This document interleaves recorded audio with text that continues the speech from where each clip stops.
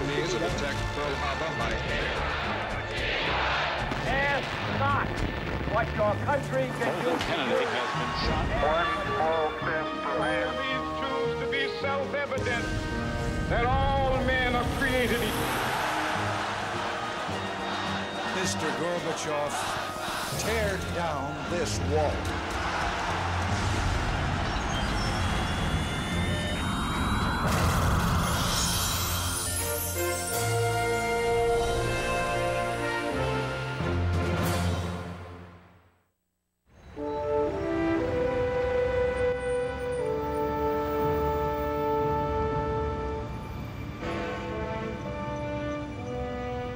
London, September 1940.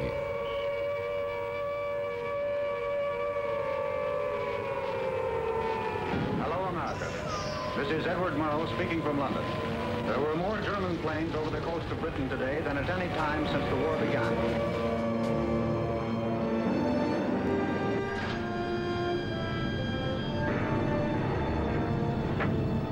Adolf Hitler was determined to crush the last stronghold in Europe against Nazi Germany.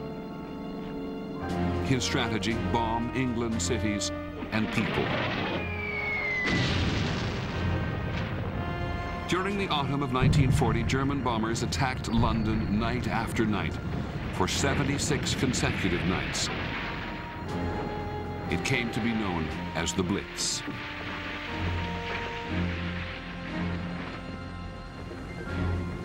"20 acres of London was on fire." It's quite a thought, isn't it? A lot of people were killed, a lot of civilians were killed. Because the Germans were determined to bring us to our knees, you see, at all costs. By the night of September the 14th, when my daughter was born, the docks were alight, London was ablaze. And in fact, the midwife opened the curtains because we got more bright light from London burning than we got from the electric light in the middle of the room.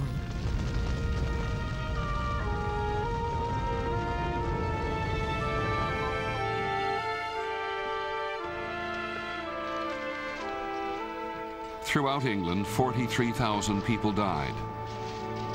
But the British never gave in. In the Second World War of this century, 50 million people would die, nearly half of them civilians.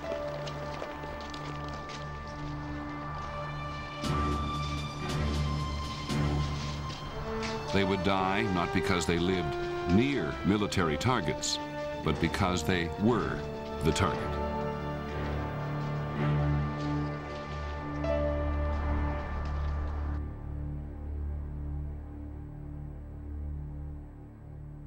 In the First World War, in violation of a long-established principle of civilized combat, Allied blockades of German ports and sporadic German bombing of Paris and London had extended the battlefront to the home front. But civilian casualties were limited. In the Second World War, the distinction between soldiers and civilians would collapse. Now anyone who contributed to the enemy's war-making capacity would be vulnerable, and entire populations would be deliberately targeted because of their race and their religion. This was total war, made more lethal by the advance of technological power and pursued ultimately by forces on both sides.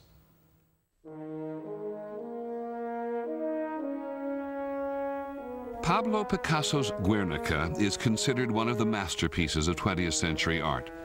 It portrays the horror that consumed a Spanish town on April the 26, 1937.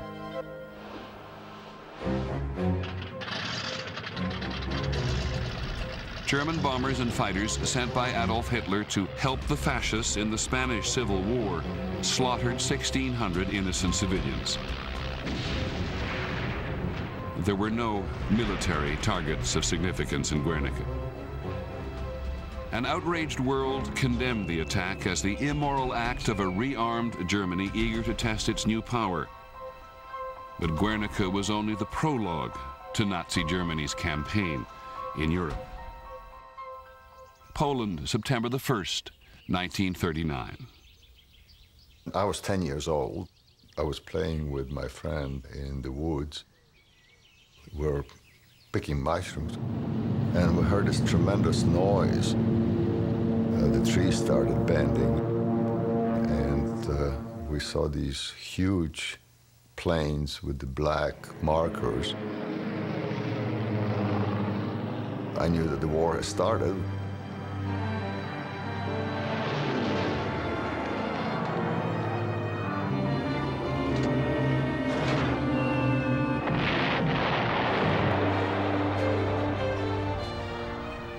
In 25 days, German armies overran Poland.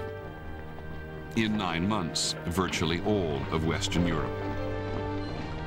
Adolf Hitler's objective was Lebensraum, living space vast enough for a new German empire, the Third Reich. We thought it was great, something which no one had really experienced before, to go to an occupied country as a soldier. You are the master of that country, you believe. Hitler's goal was to enslave the Slavic people of Eastern Europe, a people he regarded as racially inferior.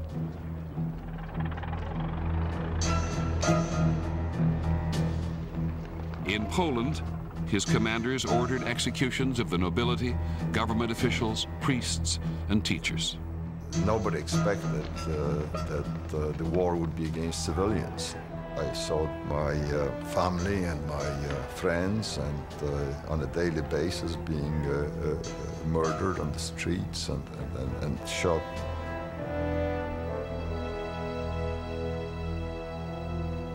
They made it very clear that we were slaves and we were below a human being, as they call us, Untermensch.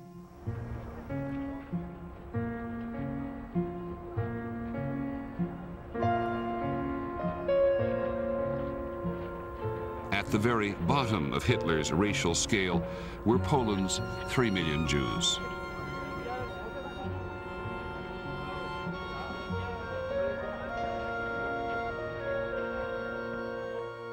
They used to stop elderly men who had beards and yank the beards by the roots. They made them lick their boots, and also immediately all businesses were taken away.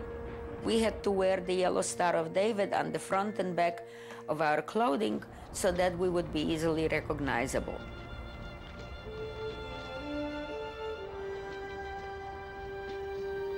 Poland's Jews were torn from their homes and banished to ghettos. The largest was in Warsaw. Nearly 500,000 people were crammed into an area where 50,000 had once lived.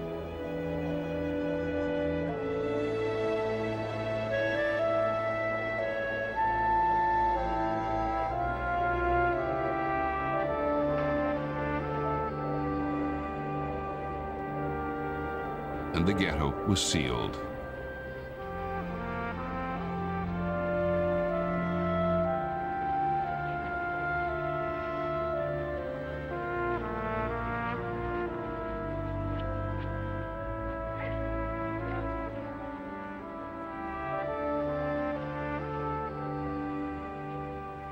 People were starving and dying of hunger.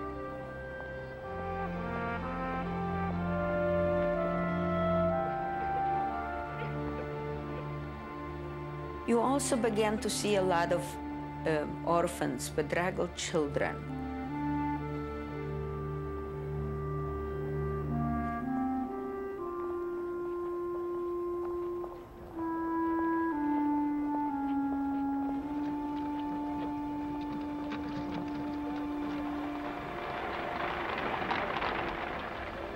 Typhus was rampant. Tuberculosis was rampant.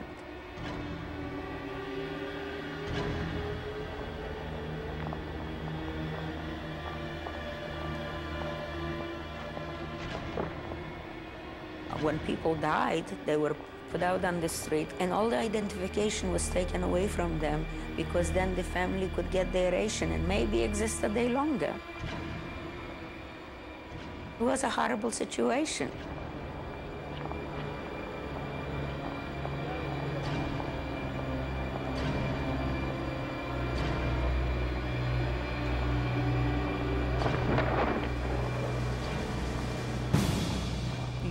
be surprised to what you can get used to. Our human life was nothing for them. It was unworthy of living. I remember German soldiers photographing themselves to show, look at this, they are the strong, beautiful officers. Look, this is the Jews.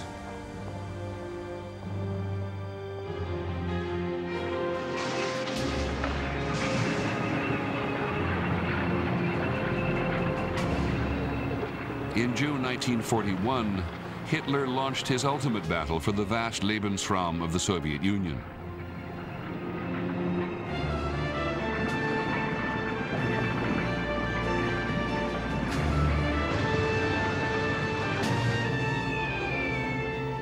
The attack on the Soviet Union is a war for territory, but it is also an ideological crusade to destroy communism. It is also a racial crusade to destroy the largest demographic concentration of Jews in the world. So this war has too many temptations for Hitler.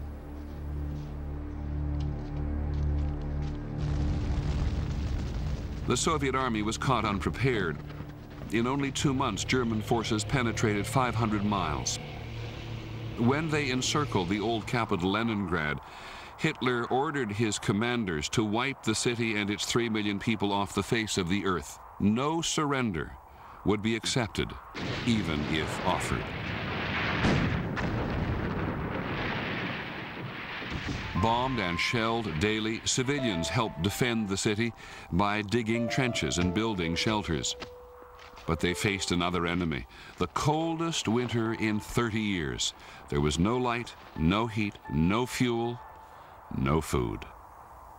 We received 125 grams of bread. Bread made of I don't know what, but not flour. It was so delicious for us. So we divided that small piece into 3 parts. Zena Generalova was trying to keep her 3-month-old baby alive. Once a woman told me, "What are you doing? Your child will die, so give all the food to your husband and save husband." That winter, the people of Leningrad found a slender lifeline. Nearby Lake Ladoga froze, enabling convoys of food and supplies to come in across the ice on makeshift rail lines. The same route allowed people to escape. Zena Generalova tried to leave with her family. My husband, he was already so blue, so thin, well, you cannot imagine. And the baby did not cry. And in the 4th day, she died in the carriage. He died at the hospital. So I did not save my family and was alone. Half of Leningrad's population perished during the siege, but the city never surrendered. The Russians held out for 3 winters, 900 days. People say, "Oh, you see, such terrible things are forgotten with time." No, that cannot be forgotten. Never.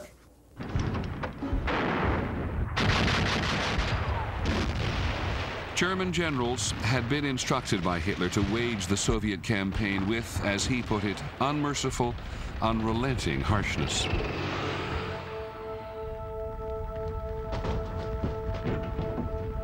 The German army became the instrument of ideological and racial warfare.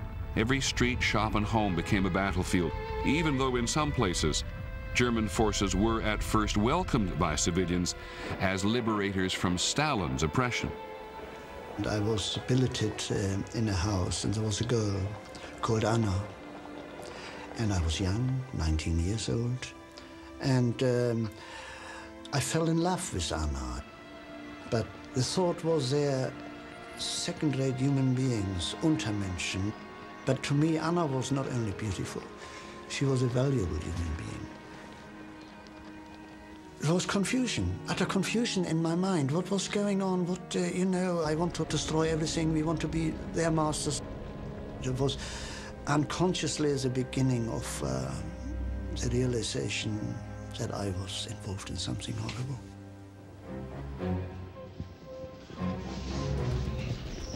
The advancing armies were followed by specially trained killing squads, the Einsatzgruppen. As they swept into the conquered territories, their mission was extermination of communist officials and all Jews.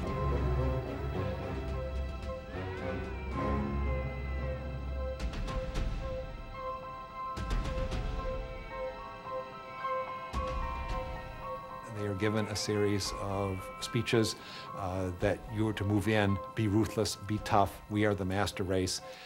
This is a preemptive strike, that you were to kill those who have a potential to be a danger to the German occupation. The first thing they did was to give an order that all men, all Jewish men, between 16 and 60, should report to the center of town.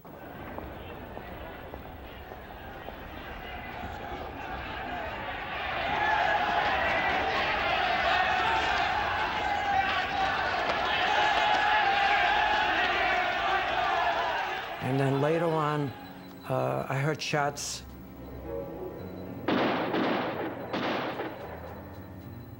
.400 they shot that day.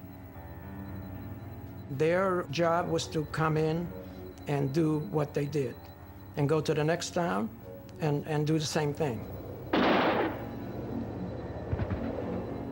In less than 6 months, the Einsatzgruppen systematically hunted down and murdered more than 1 million Soviet Jews. But shooting Jews one at a time was inefficient and psychologically taxing for the killers. In August 1941, Heinrich Himmler, senior commander of the killing squads, went to the Soviet Union and saw firsthand how seriously the executions had demoralized his men. He urged them to find a better method.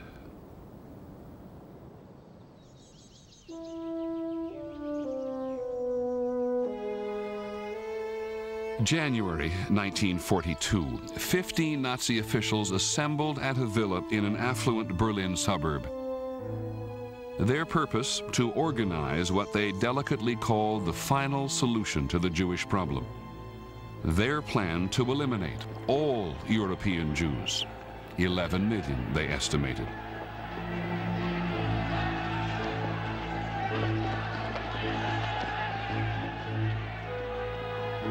The final solution, an expansion of what the Einsatzgruppen had already begun in the Soviet Union, would now be carried out by Heinrich Himmler's SS. The SS was ruthlessly efficient. All over occupied Europe, the roundup of Jews began. In July, the SS turned its attention to the Warsaw Ghetto.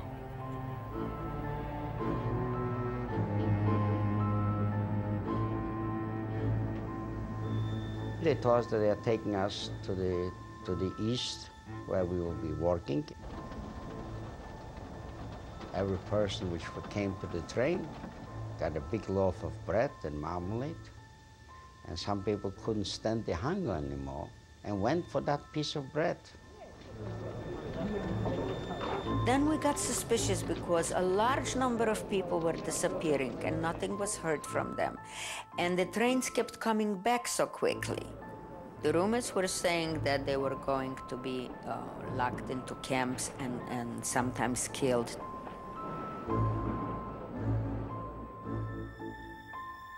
That summer, 300,000 Jews were deported from the Warsaw Ghetto.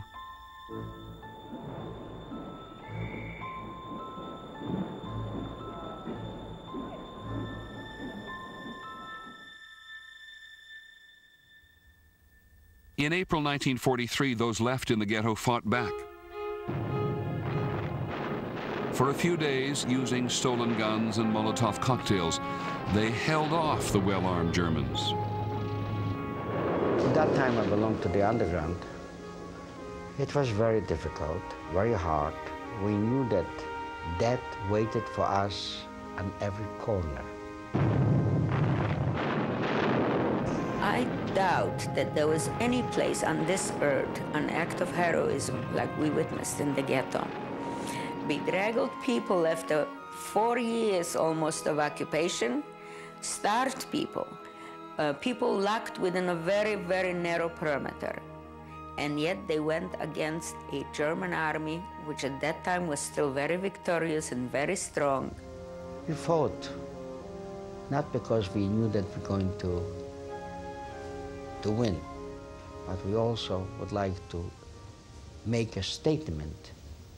The uprising lasted a month, and then the German troops burned the ghetto block by block.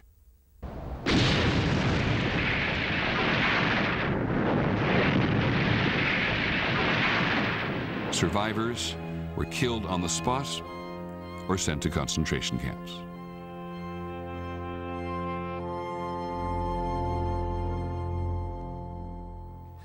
Nazi Germany's killing machine was a highly organized and efficient system, set up with the cooperation of both government and private institutions. Jewish birth records were collected. Post offices delivered the deportation notices. The finance ministry confiscated Jewish property. Private companies took over Jewish businesses. The foreign ministry negotiated for the deportation of Jews outside the Reich. The 6 largest of 30 death camps were all in Poland, situated along rail lines for easy access. On Hitler's personal orders, German railways gave priority to transporting Jews to the camps, even holding up military supplies badly needed on the Eastern Front. From Oslo, Paris, Rome, Amsterdam, trains 100 cars long converged on the Polish heartland.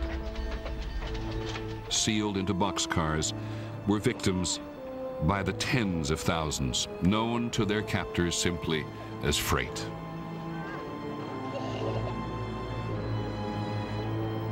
We were made to believe that we would be put into work camps. So we walked to the train station. When instead of being passenger cars, we realized it was cattle cars.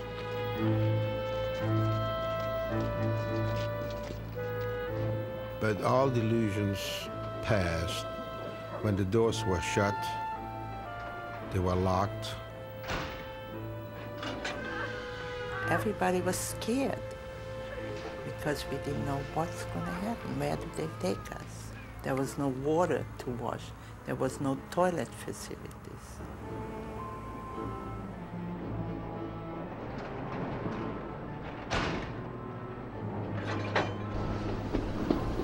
We spent 5 days and 5 nights in these cattle cars. Then several people died right in the cattle car, couldn't take it. We put them in a corner. The stank was unbelievable. Excrement, urine, death, hunger. The fear, the uncertainty. If they treat us like this, where are we going to be going? And then we arrived at that place. Somebody thought with a slit, Oswiecim, Auschwitz. Everybody raus, out. And the screaming and the yelling. Mothers looking for their children. Little children, boys or girls, separated. A mother trying to hold on to her baby. And the SS men with the whips and guns. I would have never believed anything like this can happen to human beings.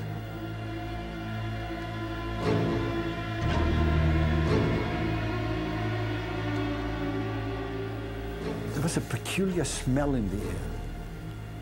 I couldn't figure out what it was. Sweet smell. You smelled it all over. I never smelled anything like it. This was not a labor camp. Emblazoned on the gates of Auschwitz were the words Arbeit macht frei, work makes you free. Auschwitz was Nazi Germany's largest killing center, built on land confiscated from Jews. The huge complex consisted of 45 satellite camps that clustered around the central core.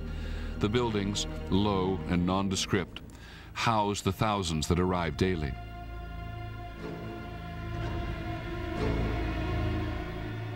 When they arrived, those too weak, too young, or too old to be put to work went immediately to be killed, sometimes to the accompaniment of opera.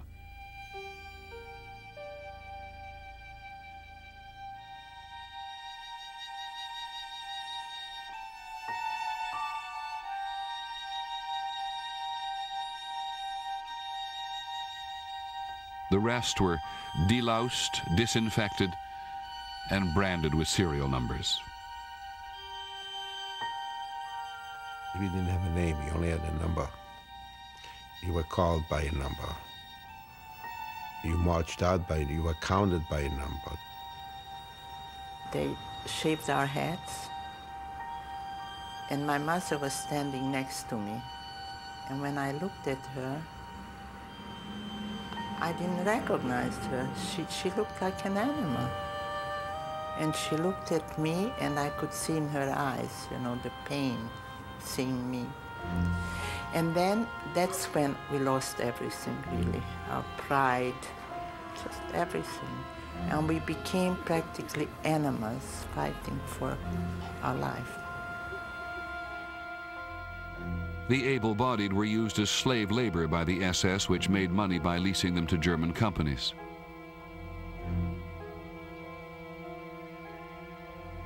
Work began at 6 a.m. They received a bowl of turnip soup at noon, a slice of bread in the evening.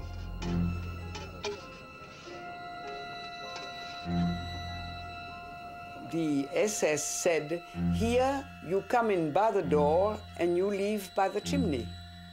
And when you were too slow after an order, they said, but don't forget that the gas is waiting for you.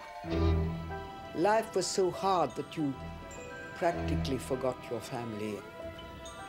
I mean, things seemed so far away. Even those who fought to live didn't all survive. But those who gave up died. We had to carry pipes and sacks of cement, and we were beaten by the SS. I was down to 90, 95 pounds, 85, I don't know.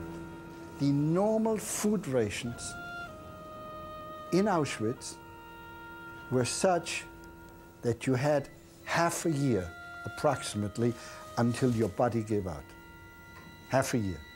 They figured it very scientifically. The physical deterioration of slave laborers was monitored by the camp medical staff in a pseudo-scientific study of malnutrition. Other prisoners were subjected to medical experiments.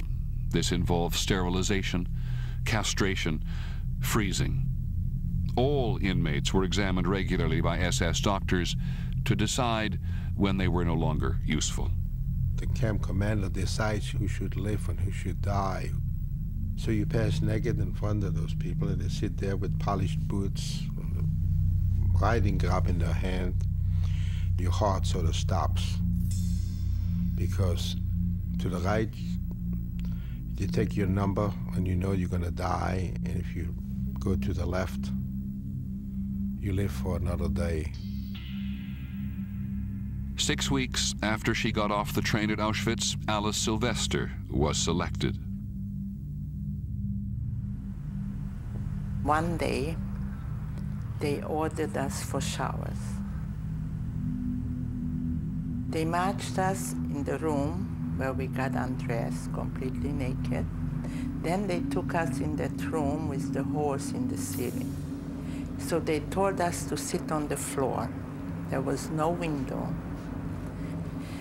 There was no air. So we started to first cough and then choke. And then, I don't know how long we were in, minutes or hours, I don't know. But then they started yelling out, everybody out. Now what happened, I say, is a miracle. Because that day, they had mechanical trouble. They could not let the gas through. The gas chambers of Auschwitz rarely failed. Through vents in the ceiling, the SS dropped in pellets of an insecticide called Zyklon B. The lethal gas released from the pellets caused death in 15 minutes. After the poisonous air was pumped out, other prisoners were made to untangle the corpses. As many as 6,000 people could be killed in a single day. Death to us was like breathing. I must have carried in my hands more bodies that I can even count by the thousands. And while every body that we took out was a human being, after a while, you became numb about it, totally numb. The bodies were fed into huge ovens, but not before the gold was extracted from their teeth and their hair cut off to be used as mattress stuffing. Their ashes were used as fertilizer.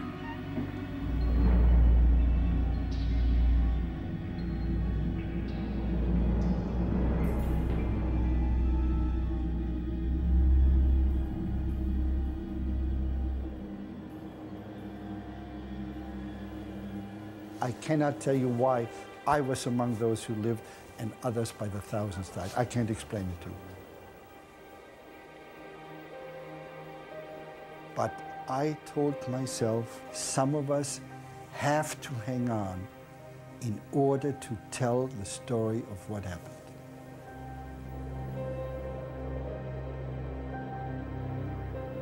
The Nazis' final solution destroyed 2/3 of Europe's Jews, 6 million men, women, and children.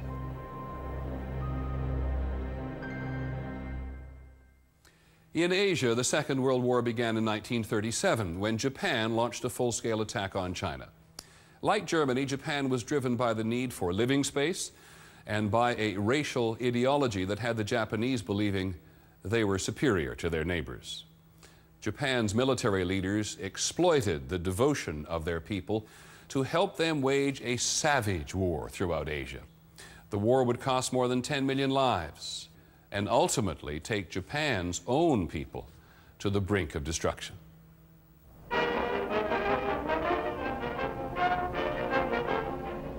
Japan, 1942.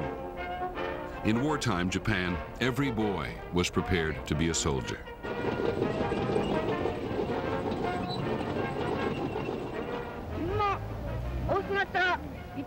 Japanese textbooks glorified war and taught children that their emperor was a deity.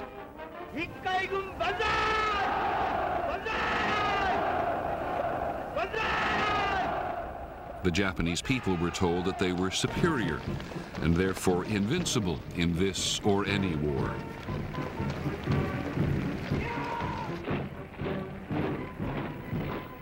In the 1930s, Japan's military leaders go back and they ransack the past, and they pull out all these images of purity and sincerity, and they pump them up into an ideology focusing on the emperor. We are a superior race because of our unique, pure qualities. And that's the equivalent to the Nazis pumping up master race theories in the 30s.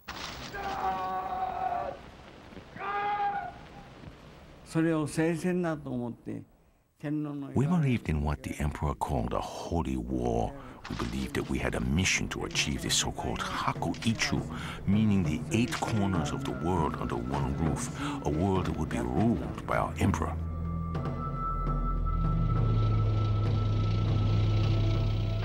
For Japan, China would be the first step towards a Japanese empire in Asia.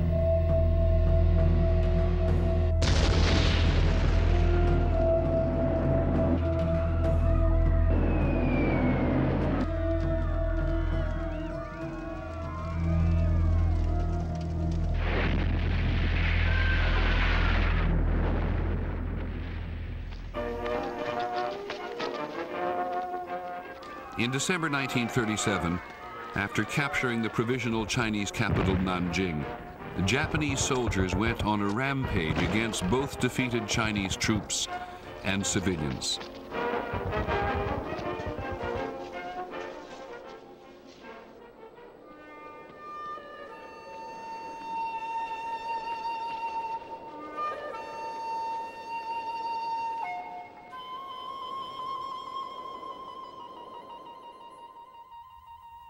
Hiromichi Nagatomi, a Japanese student, was in Nanjing. He was invited by the army to join in. The officer said, "Watch carefully." And he took out his sword, poured water over it, called one of the prisoners to step forward, and ordered him to stick his neck out. Then the officer chopped his head off. The head fell, and blood gushed from the arteries.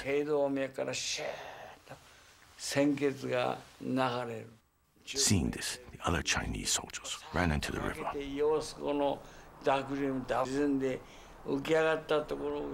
Then I borrowed a rifle and shot one of them. That was the first murder I committed in China.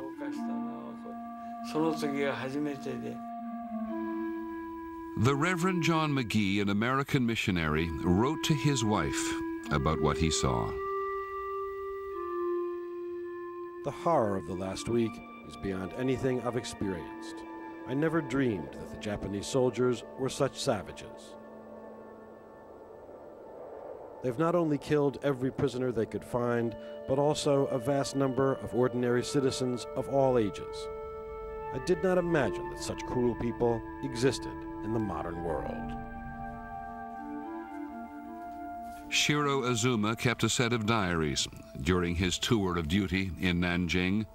Deeply repentant for what he had done, he was the first former Japanese soldier to come forward to tell what happened. Whenever we found a girl, almost 100% of the time we raped her.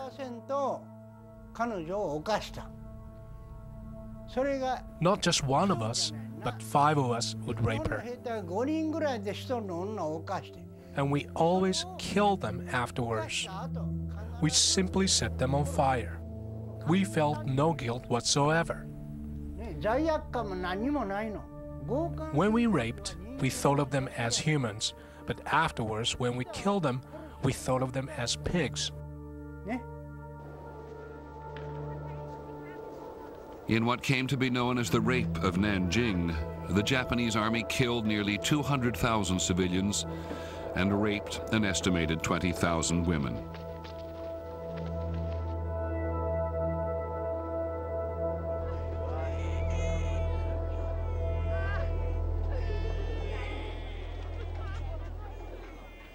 Japanese barbarism would spread all over China.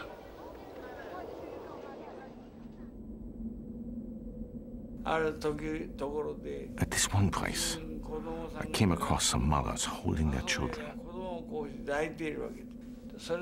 There were about 20 women. I captured them and put them all in a house. I put logs inside the house, and I burned them all alive.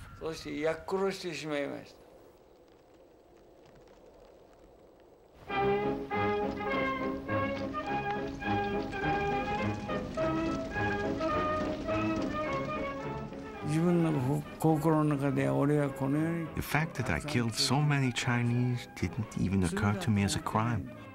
I regarded myself as a hero. I had been loyal to the emperor and dutiful to my parents.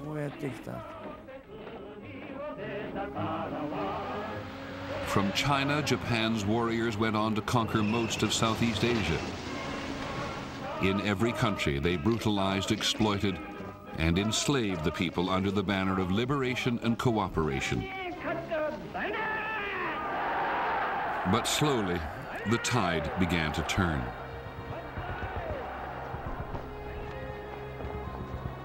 In mid-1942, the United States, having entered the war 6 months earlier, began to push the Japanese back.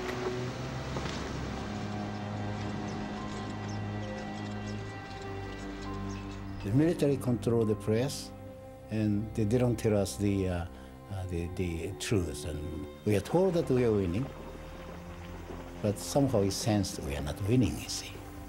As the Allied forces ground away at the Japanese military, fuel and food dwindled on the Japanese home front. Younger and younger children were sent to work in factories.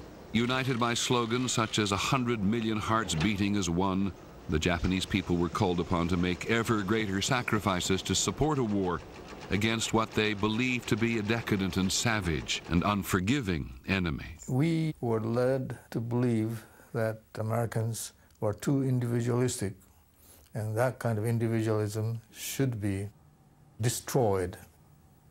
Well, we had a saying that Yankee devils and British beasts or something like this. And, you know, being devils and beasts, and the Americans and the British must have horns and tails, and it must be very brutal, you see. That's our notion of our enemy. For 2 years, Japan lost battle after battle.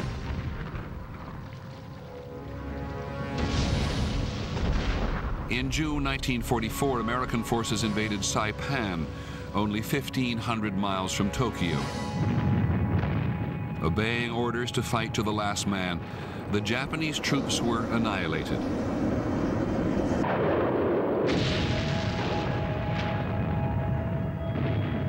Japanese civilians also refused to surrender, and some were ordered by the Japanese army to commit suicide. The civilians on the island, they had been told that we were vicious, terrible people, that we would rape their women and murder them and so on. They were so convinced this was true that they finally got up to the cliffs on the north end of the island, and we saw them by the hundreds jumping into the ocean, to the rocks down below, carrying their children with them sometimes.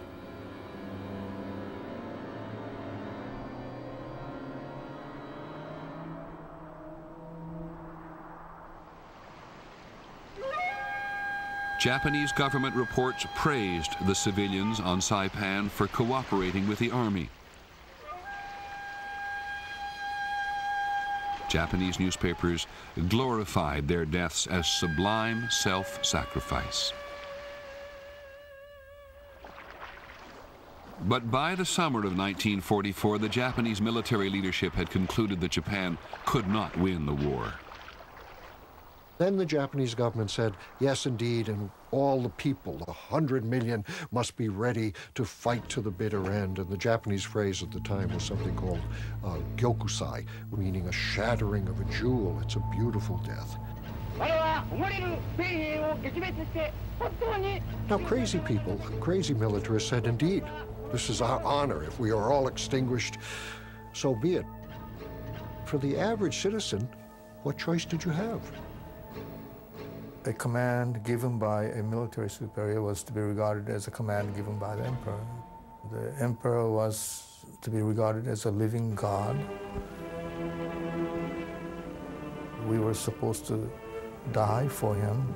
We were not supposed to question his authority in any way at all. Exploiting the mythology of sacrifice for the emperor and the nation, the Japanese military now turned suicide into a strategy. In October 1944, the Imperial Navy formed the first kamikaze unit. Young Japanese pilots would now fly one-way missions to death. Ralph Sakamoto trained as a kamikaze pilot.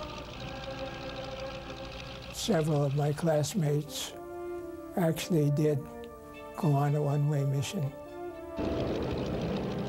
The members of the squadron who were not flying would line up alongside the airfield to wave off the aircraft which was taking off.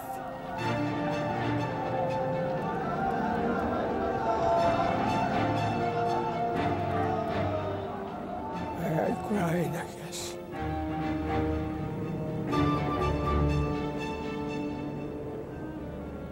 prayed for them.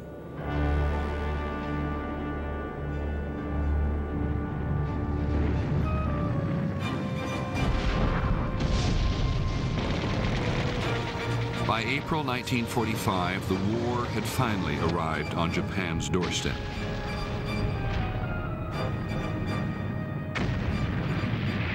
Okinawa, only 340 miles from the Japanese mainland.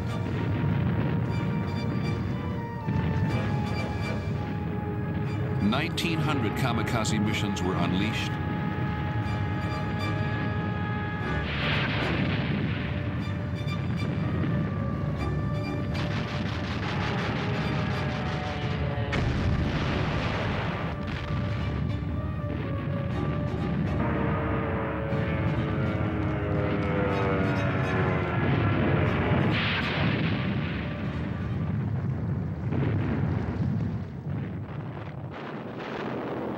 To defend the island, 15-year-old students were used as human landmines. What we did was to carry a small mine on our back, dig a small hole in the field, hide, and when the noise was close enough, we were supposed to jump out and go under one of the caterpillars. The Battle of Okinawa lasted for nearly 3 months.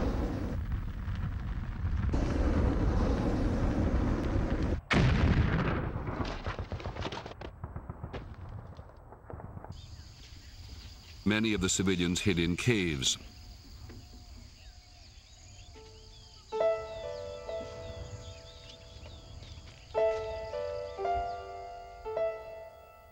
Tomiko Higa was 6 years old. She was separated from her family and wandering alone. In one cave, an old couple made her a white flag and urged the child to surrender. I begged them, Grandpa and Grandma, please don't chase me away. I want to die here. She had been told that American soldiers would cut women and children into pieces. When I came out, I saw American soldiers, and one of them was standing there with a black box.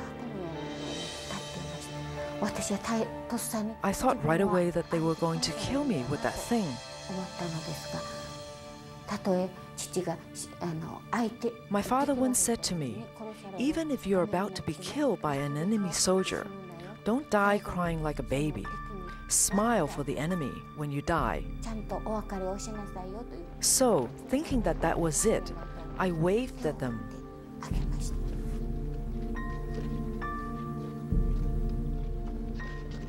But why does the soldier look so kind when he's about to kill someone?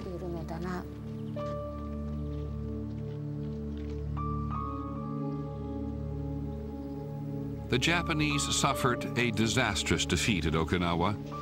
The Japanese High Command then issued orders for an all-out mobilization at home, a final desperate push to save the nation. It's true that 100 million people are being mobilized and ready to perish, you see. Looking back, what a terrible, idea. Asking the whole population to perish for any cause, you see. The Japanese High Command had planned that the Japanese army would be joined by virtually the entire civilian population to defend against the Americans on the beaches in the event of an invasion. The High Command had not anticipated an attack by air.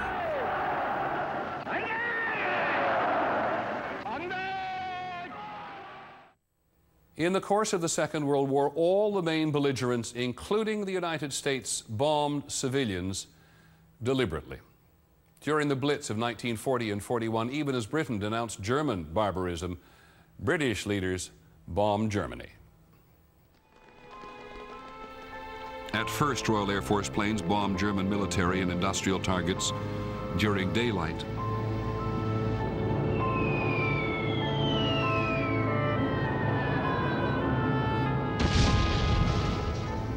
But when they switched to night attacks so as to avoid losses, they found that the smallest visible target was often an entire town.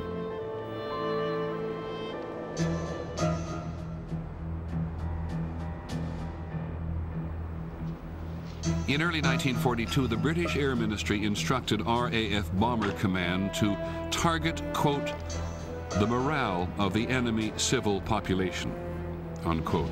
This meant Germany's cities and Germany's civilians. That spring and summer, the Royal Air Force launched what it called 1,000-plane raids against Cologne, Essen, Bremen. Now, the object of tonight's operation is to blot out the town of Bremen.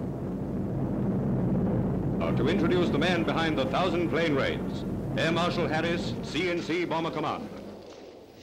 Harris was quite confident that he was going to be able to win the war by using the kinds of methods that some people perhaps felt were not wholly moral because they involved such enormous casualties to civilians.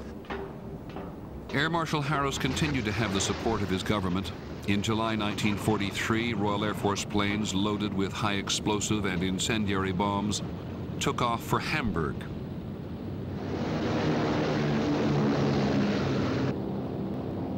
Harris's objective? Total destruction.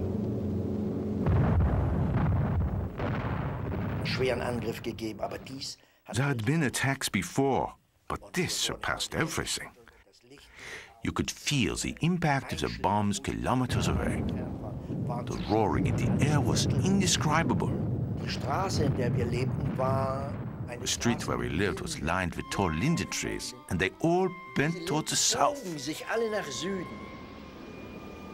They set a fire which became what is called a firestorm. And huge winds were created of hurricane force so that giant trees were torn by their roots and people were thrown into the fire. Huge convection currents are created by the heat, which intensifies the fire itself, so that temperatures reached 1,000 degrees centigrade, hot enough to melt pots and pans and things like that.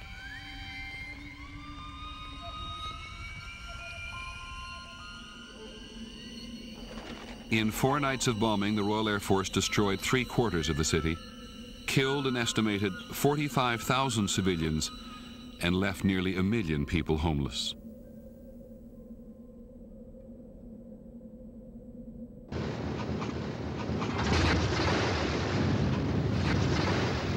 The United States Air Force had helped the RAF in Hamburg, but had bombed only during daylight and targeted only military installations.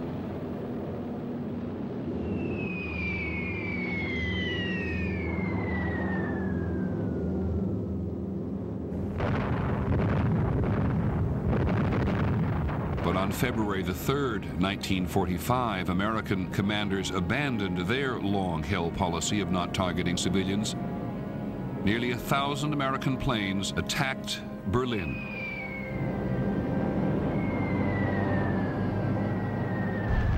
"25,000 Germans were killed.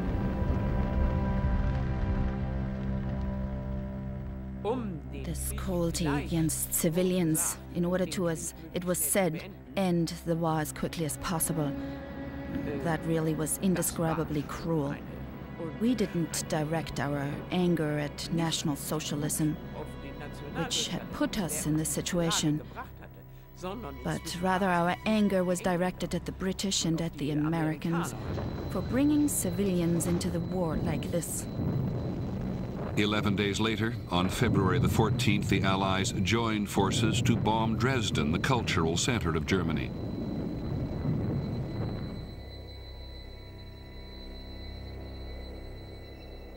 In 2 days and 1 night, they destroyed the heart of the city and left 50,000 people dead.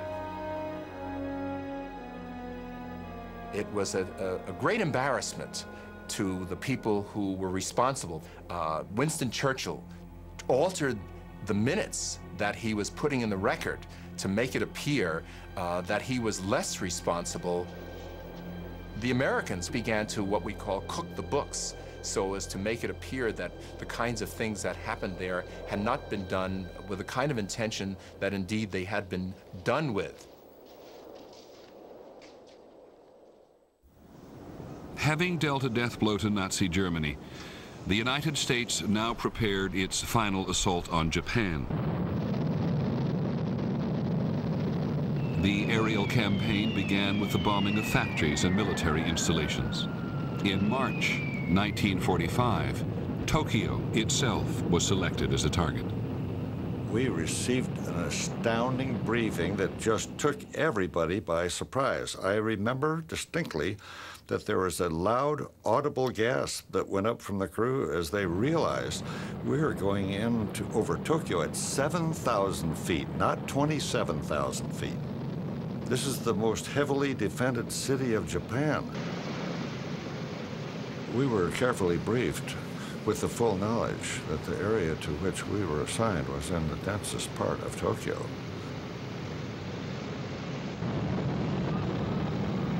The planes were stripped of their guns so that they could carry the maximum bomb load of 10 tons.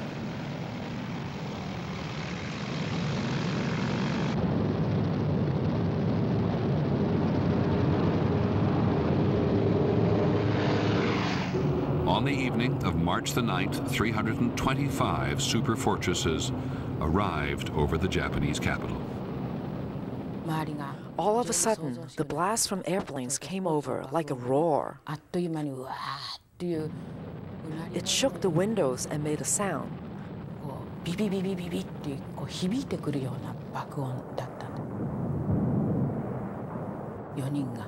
We all ran. From the west came a huge blanket of black smoke. When we penetrated that cloud, we ran into these very strong odors that seemed like it had to be associated with a terrible tragedy. And I just describe it as the smell of death. I saw my mother trip. Her hair stood on end and she screamed. Then she fell off the bridge into the black smoke with my baby brother strapped onto her back.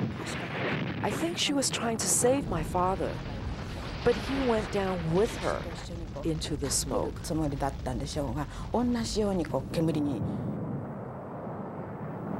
After we dropped our bombs, I could look right down upon the city burning below us.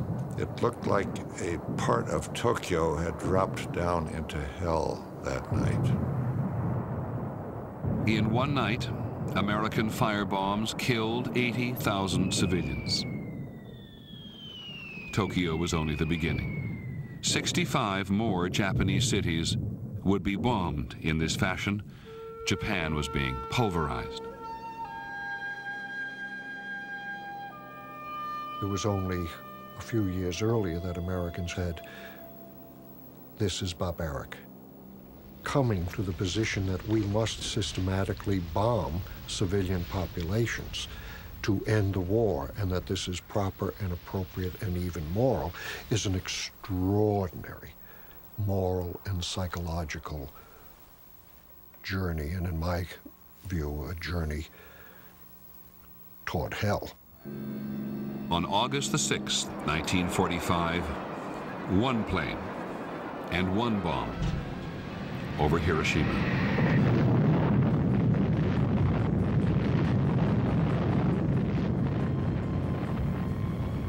The entire town of Hiroshima was burning, and you can see the famous mushroom clouds. I've seen 500, 600 people burn, hurt. Some of them dead. A lot of people floating in the river. Some of them swimming, some of them dead. Our main street was turned into a showcase of human cruelty. If the blast hit you directly, your eyes popped out.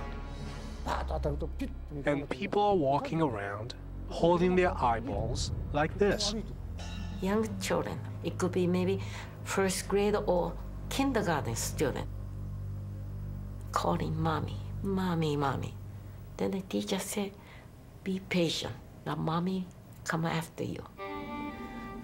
The next day morning, all the children dead. I still in here have a clear picture. It's such innocent little children. I walked through the hell. I actually took a step through the hell and returned. August the 9th, a second plane, a second bomb.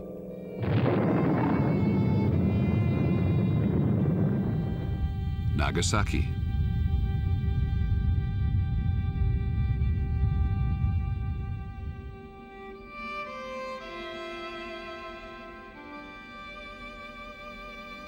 In the 2 atomic bomb attacks, nearly 200,000 Japanese were killed.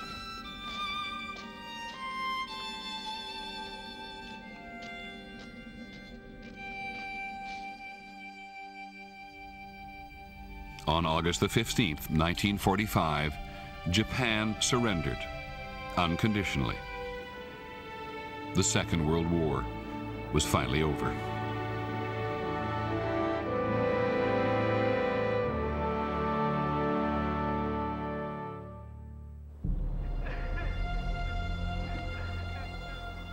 In the last days of the war, victorious Allied soldiers arrived on a terrain that few could imagine or even had words to successfully describe.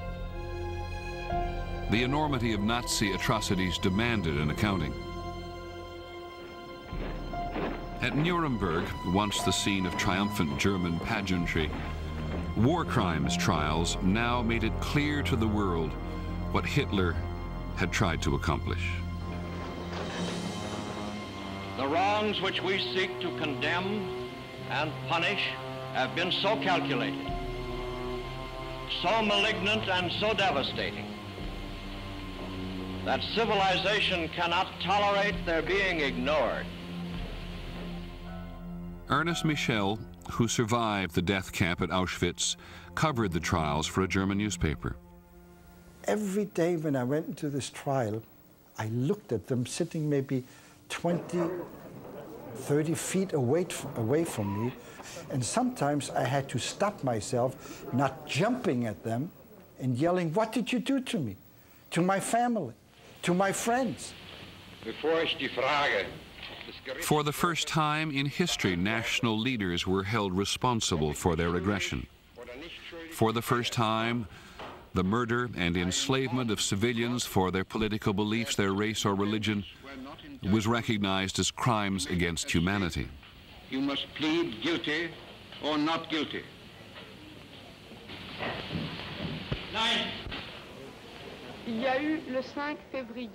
Marie-Claude Vaillant-Couturier was called to testify in January 1946. I tried to look at each of them, and I thought, look at me, because with my eyes and with my mouth, hundreds, thousands of your victims are accusing you. On avait perfectionné le système. Au lieu de faire la sélection à la halte d'arrivée, une voie de garage menait le train presque jusqu'à la chambre à gaz. Nuremberg was the first of more than a dozen trials in which Einsatzgruppe members, SS doctors, and others were made to answer for their crimes. In September 1946, 12 high-ranking Nazi officials were sentenced to death. Convicted, the tribunal sentences you to death by hanging.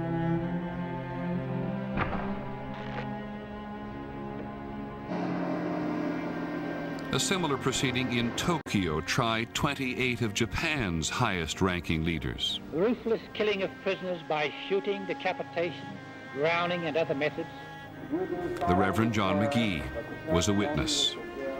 The killing began immediately, up to 30 soldiers together going about, each one seeming to have the power of life or death. And accused Tojo Hideki. In this case, 7 of those on trial were sentenced to death. Sentences you to death by hanging. More than 5,700 Japanese officers and soldiers stood trial throughout Asia. More than 900 of them were executed. In a Chinese court, Hiromichi Nagatomi, the student who joined in the Nanjing massacre, was confronted by one of his victims. She said, "Nagatomi, you killed my only son, and you burned my only daughter to death." When their father came home and saw what happened to them, he lost his mind and died. I've suffered a sickness too. I got on my knees to apologize, but there was no way I could make up for what I did.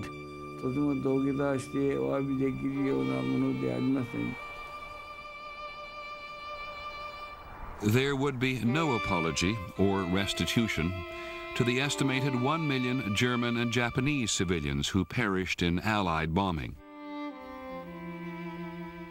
Their deaths had become acceptable to those whose duty it was to end the war.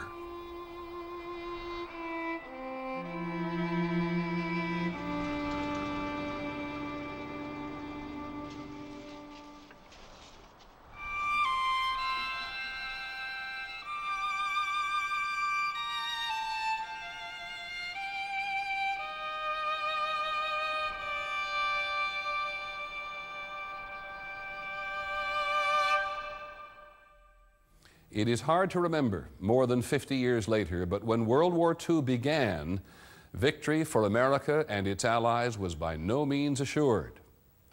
We'll discover that on the next episode of The Century, America's Time. I'm Peter Jennings. Thank you for joining us.